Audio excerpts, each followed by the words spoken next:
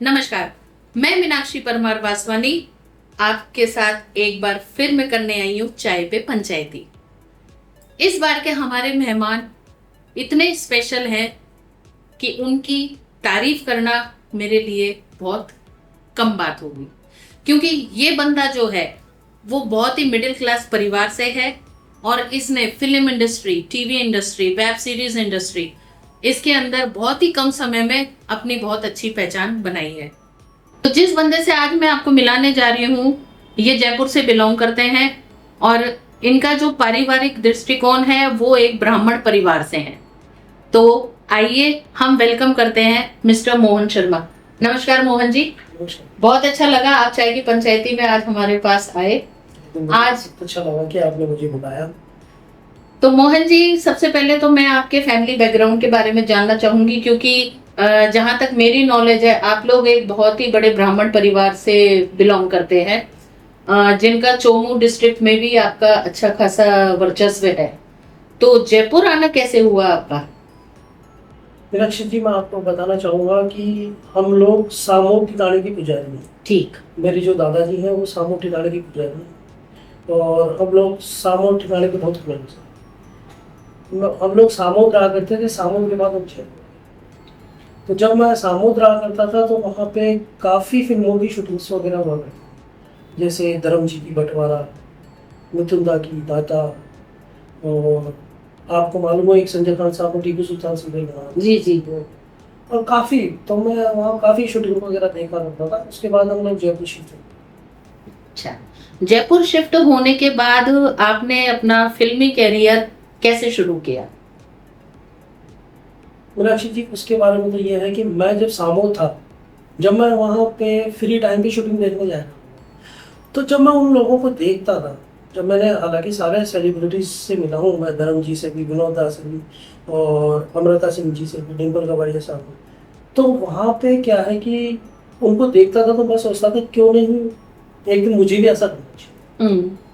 Motivation वहीं से मिला आपको? कि मुझे भी यार ऐसा करना चाहिए, मुझे अच्छा लगा कि बहुत। उसके बाद हम जयपुर आए। जयपुर आए तो मेरी पढ़ाई वगैरह शुरू हो गई।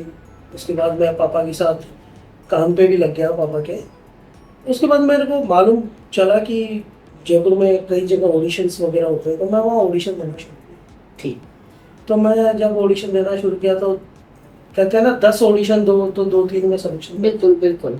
तो मेरे को सबसे पहले टीवी सीरियल अर्जुन में, अच्छा। जो स्टार प्लस पे आया था, काफी बरसों पुरानी बात है, उसमें मैंने एक ऑटो ड्राइवर का। ठीक। उसके बाद किस्मत, फिर रंग रसिया, और फिर उसके बाद मैंने डीडी राजस्थान पे टीवी सीरियल आया था विजय सैनी जी का, तड़ीपार। हाँ, तड़ी बार काफी मशहूर सीरियल चला। काफी मशहूर सीरियल था। हाँ जी। उसमें मुझे काम करने का मौका मिला और मैंने उसमें ठाकुर के एक नालायक लड़के का रोल किया बना, अच्छा। पप्पू बना के, जो कि बहुत कॉमेडी हुआ। वहीं पे मेरी मुलाकात हुई विजय केसरी, जो मुंबई के डायरेक्टर, उनका उस वक्त सीरियल चल रहा था प्रगति। अच्छा। उसमें मुझे एसपी का रोल। Very good. और फिर मैं धीरे धीरे काम करना स्टार्ट किया मैंने, तो मैंने देखा कि थोड़ा बहुत अनुभव काम में मिलेगा। उसके बाद मैंने एक फिल्म बन रही थी जयपुर में, पीके, आमिर खान साहब, उसमें भी मेरे लिए छोटा सा रोल। हाँ, मैंने देखी थी पीके, उसमें आपने अच्छा अभिनय किया है। हाँ। तो मैम उसके बाद मुझे धीरे धीरे मैंने जी स्टूडियो में, मुझे मालूम पड़ा जयपुर में जी स्टूडियो को लाया, तो जी स्टूडियो में मैंने ऑडिशन दिए। तो जी स्टूडियो के सारे सीरियल मैंने किए, जैसे दूसरी माँ, और कृपा अग्रसेन जी महाराज की, और प्यार तूने क्यों किया, राजा बेटा भी। राजा बेटा। राजा बेटा में तो बस शायद आपके साथ भी हाँ, मैंने बिल्कुल काम किया। बिल्कुल। फिर उसके बाद मुझे मुंबई के डायरेक्टर सुनील शिवारी जी से मुलाकात हुई। तो वो उस वक्त जयपुर में जी मरुद्रा करके एक चैनल चालू हुआ था, उसमें 3 सीरियल बन रहे थे, कलेक्टर साहब, सफेरंग और घूंघट। हाँ। तीनों सीरियल्स में मैंने काम किया और मैंने कलेक्टर साहब में सबसे ज्यादा आपके साथ। जी जी जी। वहीं पे शायद हम दोनों की पहली मुलाकात नहीं जी। उसके बाद मैंने क्राइम पेट्रोल, सावधान इंडिया में काम किया। उसके बाद एक द्विवेदी साहब की फिल्म आई थी जेड प्लस, चंद्र प्रकाश द्विवेदी साहब, उनकी जेड प्लस फिल्म में मैंने कलेक्टर का रोल किया। गुड।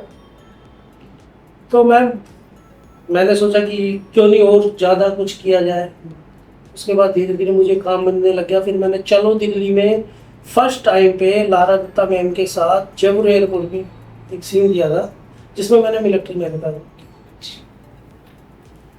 फिर बाद में मुझे जब वेब सीरीज का दौर आया जी, तो मैं निखिल अडवाणी जी के प्रोडक्शन में एक वेब सीरीज बनी थी, कौन बनेगी शिखरवाणी। उसमें मैंने लारा दत्ता मैम की पीए का रोल किया, जो कि मैंने सेकंड टाइम लारा जी के साथ। वो लारा जी हालांकि मुझे पहचान भी गई थी उन्होंने। तो मैंने उसके लिए मैं काफ़ी टाइम भंडावा रहा, मुंबई रहा। मुंबई फिल्म सिटी में मेरे जैसे छोटे आदमी को एक फिल्म सिटी में जाके काम मिलना बहुत बड़ी बात है। नहीं देखो, ऐसे कुछ नहीं होता, ना छोटा ना बड़ा, ये आपकी काबिलियत और आपका टैलेंट था जो आपको जयपुर से मुंबई तक का सफर करवाया। उसके बाद मैंने एक आर्या वेब सीरीज आई थी जिसमें सुष्मिता सेन मैम के साथ मैंने डॉक्टर का रोल किया। अच्छा, वही डॉक्टर का रोल मैंने दूसरी माँ सीरियल में। हाँ, दूसरी माँ में भी है। अभी एक सीरियल आया था स्टार प्लस पे, फालतू, उसमें भी मैंने काम किया। तो मैम धीरे धीरे मैंने ऑडिशन देता रहा, काम चलता रहा। और अभी मैंने राहुल देव साहब, केवी चरण साहब के साथ काम किया है एक वेब सीरीज में। और अभी मेरी लेटेस्ट राजस्थानी वेब सीरीज आई है डुग डुग, हाँ जी, जो कि बहुत बड़े डायरेक्टर्स ने उनका साथ मिला है, जैसे निखिल अडवाणी जी का है और अनुराग कश्यप जी ने बहुत अच्छे समझ दिए, और वो जयपुर में बहुत अच्छे। तो इतनी सारी आपने फिल्में, वेब सीरीज और सीरियल्स किए हैं, तो मोहन जी मैं आपसे एक बात पूछना चाहूंगी कि जब आप किसी सेट पे जाते हैं तो वहां का पॉजिटिव और नेगेटिव ऑरा रहता है, तो आपको सबसे ज्यादा क्या फेस करना पड़ा, पॉजिटिव या नेगेटिव?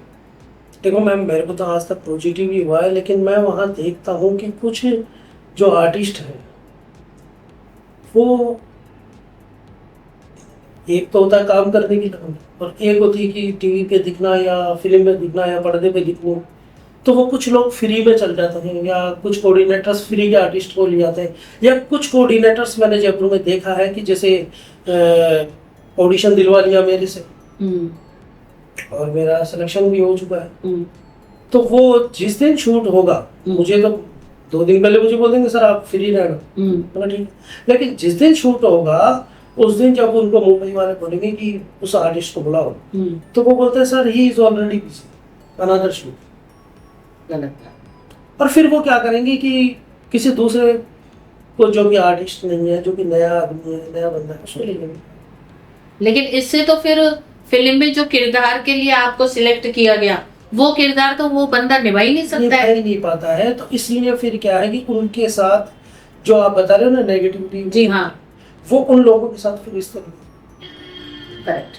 तो ये आजकल जयपुर में बहुत ज्यादा होता है, मैंने देखा है। अभी मैंने कही, मेरे साथ हुआ 2-3 बार हुआ है, उन दिनों काफी हुआ है कि सर आप फ्री रहना कि उस दिन आपकी शूट है, तो ठीक है। तो अब मेरी आदत नहीं, मैं बार बार फोन करूँगी। वो तो है ही है। देखो हाँ। आपकी अपनी एक पर्सनल लाइफ, आपका पर्सनल एक काम है, एक ऑक्यूपेशन है आपका, आप बार बार उनको फोन करके भी डिस्टर्ब नहीं कर सकते, और आप खुद भी नहीं चाहेंगे कि मेरी वजह से कोई और डिस्टर्ब हो।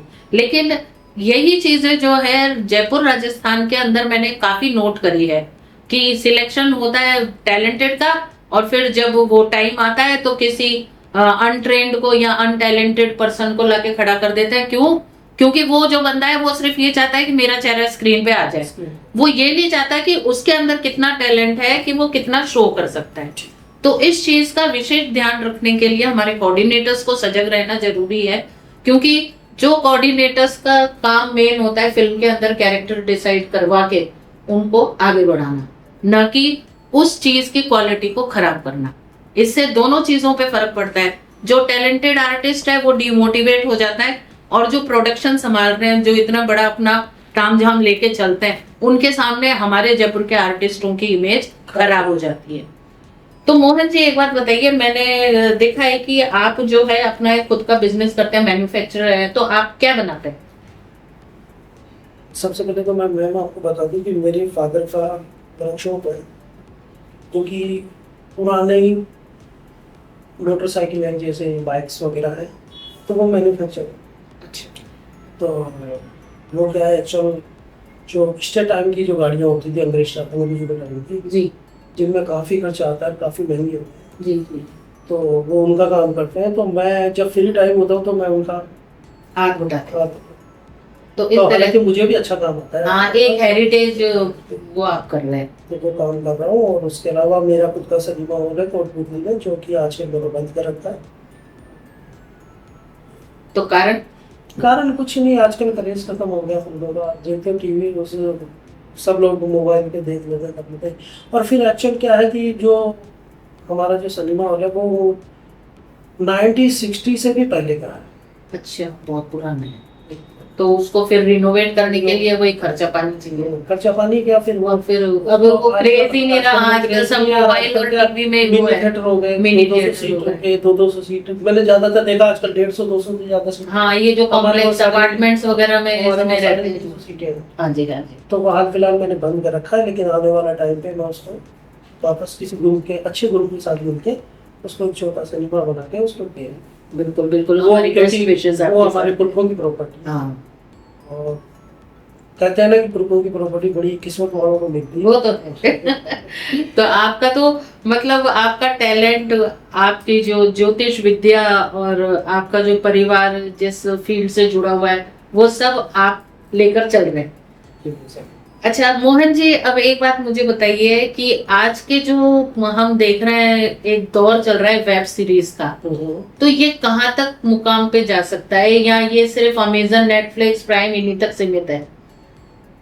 मैडम ये वैसे तो माना जाता है यहीं तक सीमित है ना, है। इसका कोई आगे विस्तार नहीं हो मैंने पाएगा। अभी देखा, मेरी भी वेब सीरीज चल रही है कौन बनेगी शिखरवती G5 पे, जाबाज हिंदुस्तान के, जियो हॉट स्टार पे अभी मेरी मर्डर बाग। और एक वो अभी वेब सीरीज लॉन्च होने वाली है राहुल देव साहब के साथ। और एक फिल्म मैंने की थी, शायद आप भी थे उसमें, मनोज मुन्नी की शायद। नहीं, मैं नहीं थी भाई। आपने तो नहीं, उसमें तो काफी अपने जयपुर के बहुत काफी- आर्टिस्टों ने काम करा है उसमें, और बहुत अच्छा काम और अच्छा काम किया। बहुत अच्छा काम किया। उसमें ट्रीटमेंट भी इतना अच्छा है, मतलब A1 ट्रीटमेंट मिला था हमारे जयपुर के आर्टिस्ट को।